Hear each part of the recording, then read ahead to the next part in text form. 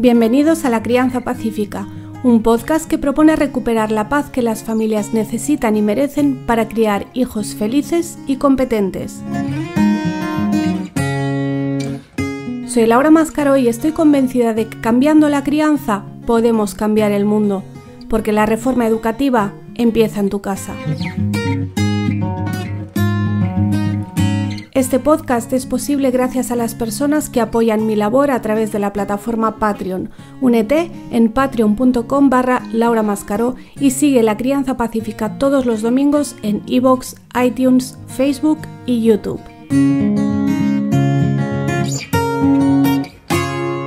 Bienvenidos al episodio número 9 de La Crianza Pacífica.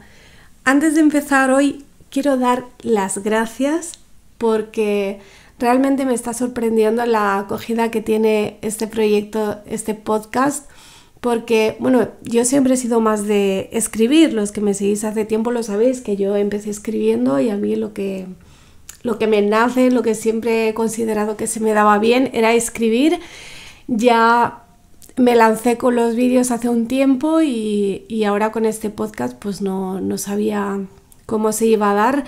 Pero os tengo que dar las gracias a todos los que estáis haciendo posible que este proyecto siga adelante, todos los que estáis suscritos, los que lo escucháis en cualquiera de las plataformas en que lo publico, que son 4 creo, los que comentáis aportando vuestro granito de arena con reflexiones, con comentarios, con preguntas, también con sugerencias de temas y por supuesto muy especialmente tengo que saludar y agradecer a toda mi comunidad de Patreon que me tienen una paciencia infinita cuando llego tarde, que es más a menudo de lo que me gustaría. Yo tengo una lista enorme de temas que me gustaría tratar en el podcast, por eso agradezco mucho las ideas que me dais, pero a veces pues vais a ver que me dais una idea y a lo mejor tardo semanas en sacarlo porque yo ya tengo muchos temas preparados y voy tirando un poco de ahí, pero igualmente agradezco mucho todas vuestras sugerencias. Yo aquí procuro mantener un tono muy cordial, tranquilo, porque sé que hay temas que de por sí son polémicos, como la lactancia, el colecho, la conciliación, y yo procuro tratarlos desde el máximo respeto a todo el mundo, sin entrar a juzgar. No me gusta nada lo que en inglés se llama mommy shaming, ¿no? El hacer que otras madres se sientan mal por hacer las cosas de cierta manera o por no hacerlas como tú. No quiero entrar en eso. Y había decidido no tratar tampoco aquí en el podcast temas de actualidad, que de hecho ya dejé de tratarlos incluso en artículos y también en YouTube, en esa sección que tuve que se llamaba El Despotrique, que era un poco de eso, de desahogarme. Pero en el podcast había decidido que no iba a tratar temas de actualidad. Primero porque quiero que sea en la medida de lo posible un proyecto atemporal, es decir, que aunque yo publique este episodio en marzo del 2008, tú lo puedas escuchar en marzo de 2028 y siga teniendo valor lo que comente aquí, ¿no? Algo que no pase de moda y que lo puedas escuchar en cualquier momento. Y además ocurre otra cosa, y es que los temas de actualidad es fácil que sean polémicos y que si los comentamos en caliente, que es lo que suele pasar, lo más probable es que no nos escuchemos unos a otros, que no lleguemos a ningún tipo de punto en común. O sea, veo generalmente muchas posiciones enrocadas y debates que ni siquiera son debates en realidad, que más bien son como monólogos a dos bandas. Y eso creo que no sirve para nada y que no le hace ningún bien a nadie. Entonces te preguntarás, ¿por qué hoy traigo un tema de actualidad? Habrás visto en el título que traigo el caso del pequeño Gabriel, el niño que desapareció hace algunas semanas y que después se supo que había sido asesinado. Ha sido un caso muy notorio en España, creo que también en parte del extranjero ha sido un caso muy seguido. La gente se ha volcado con esta familia, tanto al principio con la desaparición, la búsqueda, como después cuando ya se supo lo que había pasado. Pero también ha despertado mucho odio y debates difíciles que podríamos analizar a nivel jurídico, que a mí me encantaría, pero este no es un podcast de derecho, aunque quién sabe, igual un día me animo con uno. Pero a lo que voy es que este caso me lleva una y otra vez, lo he comentado solo en privado, pero me lleva una y otra vez a uno de esos temas que tengo pendientes de comentar aquí precisamente, y por eso lo traigo hoy. Es una reflexión sobre el tema de la seguridad de los niños, de cómo protegerles, que ya hablé de esto en el episodio número 3, creo recordar, cuando comenté un capítulo de la serie Black Mirror, precisamente acerca de la sobreprotección de los hijos, de cómo no deberíamos tratar de controlarlo todo y de cómo hay cosas que realmente no dependen de nosotros y que hay males y hay experiencias que no podremos evitarles a los niños por más que lo intentemos. Yo antes hablaba mucho de esto hasta que me di cuenta de que mi posición no solía comprenderse, que solía generar discusiones bastante subidas de tono, bastante desagradables, incluso acusaciones entre madres, que es algo que me entristece y me da pereza a partes iguales. Así que simplemente llegó un punto en que dejé de hablar del tema.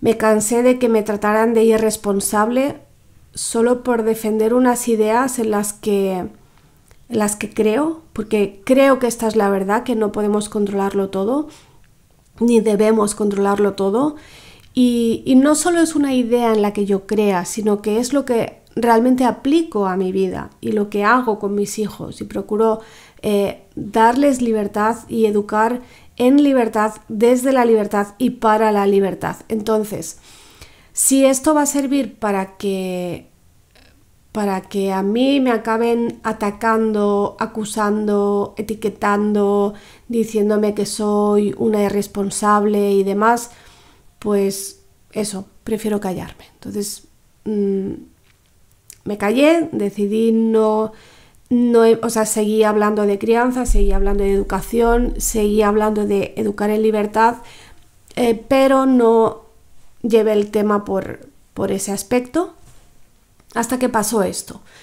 Conocimos el desenlace del caso del pequeño Gabriel. Alguien me preguntó por qué no me había pronunciado en las redes sociales. Que, a ver, en primer lugar no tengo obligación de pronunciarme sobre cada caso mediático que haya. O sea, ni yo ni nadie que tenga redes sociales, ni nadie que tenga cierta presencia mediática o online. Y hablo de casos mediáticos porque de los que no son mediáticos nadie te pide ninguna explicación ni te dicen por qué hablas o por qué no hablas. Entonces, que no tengo obligación de pronunciarme en primer lugar, que en mis redes sociales yo decido cómo las uso y qué publico y qué no publico. Tampoco he hablado de muchos otros casos que ha habido y eso no significa ni que no me importe, ni que no haya sufrido con ellos, ni que no sepa qué decir, ni mucho menos que no tenga opinión, porque sí la tengo. Entonces, ¿por qué este? Porque he leído muchos debates que, como digo, me parece que no llegan ni al nivel de debate. He leído muchas cosas muy feas y he leído acusaciones contra el padre, sobre todo, como responsable por haber dejado al niño con esa mujer. Y eso me lleva... A ver, si no conocéis el caso, imagino que sí, pero si alguien no conoce el caso, se trata de un niño creo que de 8 años que desapareció. Y un par de semanas más tarde se encontró a la pareja del padre, que no es la madre del niño, trasladando el cadáver. Entonces se supo que lo había matado ella. Vamos, que parece ser que no hay ninguna duda, que incluso ha confesado. Y hay gente que considera que el padre es responsable por haber dejado al niño con esta mujer.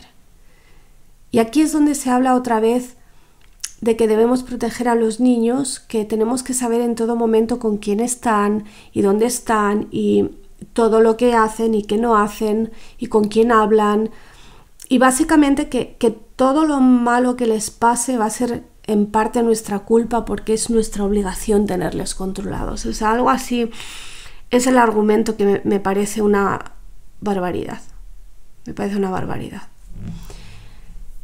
Y a mí todo esto me ha devuelto un poco a mis antiguos debates y explicaciones sobre la protección, el afán de control y en definitiva sobre la libertad de los niños, que es el tema que a mí me mueve y es el tema por lo que yo decidí empezar a escribir, bueno, a escribir no, a publicar y a pronunciarme públicamente y a tratar de enseñar a otras familias que se puede y se debe dar libertad a los niños y cómo se puede hacer eso, porque creo que ni podemos ni debemos controlarlo todo.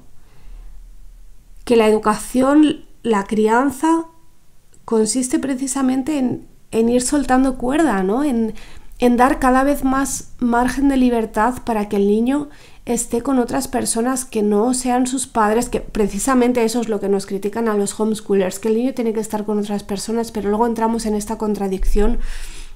Y yo creo que sí, que el niño tiene que tener momentos de libertad y momentos de intimidad y que deberíamos ser capaces de respetar eso sin angustiarnos cada vez que no sabemos qué está haciendo el niño. Como pasa mucho, por ejemplo, cuando se conectan a internet, que muchos padres pues se ponen de los nervios porque no saben qué está haciendo el niño, qué está viendo, con quién está hablando. Y además, o sea, fijaos en la paradoja. Nos preocupan enormemente los extraños. O sea, hay muchos casos, sobre todo en los Estados Unidos, hay muchos casos y son alucinantes. Yo la primera vez que leí una noticia de estas no me lo podía creer y luego vi que era algo relativamente común. Y hay personas que han sido denunciadas porque se han puesto a hablar con niños que no eran suyos, niños a los que no conocían, y a lo mejor pues se los han encontrado en la cola del supermercado o en una cafetería o en un parque. Se han puesto a hablar con ellos de cualquier cosa, inocentemente, y los padres del niño les han denunciado. Pero ¿a qué punto hemos llegado? De esa desconfianza suprema de los extraños, como si todo el mundo fuera súper peligroso. A ver, mis mejores amigos en su día fueron completos desconocidos para mí. Incluso mi marido fue un desconocido para mí. Y hay mucha gente que hace cosas buenas por personas a las que no conoce. Y en cambio, muchos crímenes suceden en el entorno más cercano. Y eso pasa sobre todo con los niños.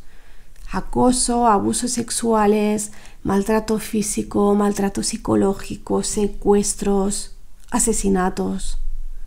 Muchas veces son monitores, son profesores, son cuidadores, llamémoslos, son familiares también. O sea, es gente cercana de la que nos fiamos porque no podemos vivir desconfiando de todo el mundo. Uno no puede vivir creyendo que todos los demás son potenciales delincuentes que pueden hacernos daño a nosotros y a nuestros hijos. O sea, no se puede vivir con ese miedo. Y mucho menos trasladar ese miedo a los niños. Yo creo, sinceramente, que vivimos en una de las épocas más prósperas y más seguras de la historia de la humanidad. Y en cambio, parece que los padres nos preocupamos más que nunca por la seguridad. Una seguridad que al final es irreal, o sea, es ficticio. Pero todo nos preocupa en exceso. La comida, los juguetes, los amigos, la tele o el internet. Y todos los crímenes potenciales de los que nuestros hijos pueden ser víctimas. O sea, todo es una preocupación constante, casi paranoide diría. Y un esfuerzo por proteger a los niños que al final creo que acaba haciendo daño tanto a los niños como a nuestra relación con ellos. O sea, ¿cuándo en este siglo tienen ocasión los niños de jugar libremente sin la mirada supervisora y constante de un adulto? Porque vas al parque y hay más adultos que niños, eso para empezar. Cuando yo era pequeña, los niños íbamos solos al parque. Quizás había, no sé, un adulto por cada 3 niños. Y ahora es al revés. Ahora hay 2, 3 adultos por cada niño. Y además le vigilan constantemente. Se les dice todo el tiempo qué pueden hacer, qué no pueden hacer, a qué deben jugar, cómo deben jugar, con quién pueden hablar, con quién no. Es tremendo. Y luego nos creemos que por darles juguetes Montessori o por no castigarles, les estamos criando en libertad. Con todos mis respetos por Montessori. Pero no, es que la libertad no es eso. Y todos esos padres que buscan recursos para fomentar la autonomía en los niños, que me consta que son muchos, ¿qué creen que significa autonomía? Autonomía no es que haga las cosas solo, pero bajo mi atenta mirada, vigilante y controladora. Que claro, uno no se dice a sí mismo que está controlando, se dice que está vigilando por la seguridad del niño, pero no es eso. No podemos evitarlo todo. No todo está en nuestras manos. Mi mensaje de hoy es ese. Dejemos de intentar controlarlo todo porque no todo depende de nosotros. Esa es la reflexión que a mí me ha traído todos los debates que estoy leyendo, en los que no he participado, pero que estoy leyendo a raíz de este caso tan dramático. O sea, es dramático. Bastante mal se tiene que sentir ya el padre por haber perdido el hijo de esta manera, porque al final resultó que la asesina era la que era su pareja, la mujer que era su pareja. ¿Cómo se tiene que sentir ese padre para encima tener que estar oyendo o leyendo que la culpa es de él por haber dejado al niño con esa mujer? Encima eso. Nunca sabes. Y a veces resulta que la asesina es la madre biológica del niño. ¿Y qué? Uno también tiene que poder prever y predecir y ver el futuro y saber que no se puede fiar de esa mujer. No, es que muchas veces ese tipo de gente, o sea, es gente completamente normal. ¿Cuántas veces hemos visto en las noticias a la vecina saliendo y decir que fulanito que resultó ser asesino, violador o terrorista o todo junto, que era un tipo muy majo que le abría la puerta y le daba los buenos días cuando se cruzaba con ella? Es gente normal. Y de eso hablaba también el otro día, no recuerdo qué episodio era. Tenemos que ser conscientes de que en el fondo todos tenemos ese potencial de hacer cosas malísimas. Todos lo tenemos y a veces no es fácil detectar quién es un potencial asesino o un potencial violador. No podemos y no podemos. Yo al menos no quiero vivir desconfiando de todo el mundo y no quiero que mis hijos vivan con ese miedo, pensando que todo el mundo les puede hacer daño. Ahí va mi reflexión. Si has llegado hasta aquí, como siempre, te lo agradezco inmensamente. Recuerda que puedes colaborar en patreon.com/Laura Mascaró y que puedes seguirnos todos los domingos en iVoox, iTunes, Facebook y YouTube. Que tengas una bella y pacífica semana.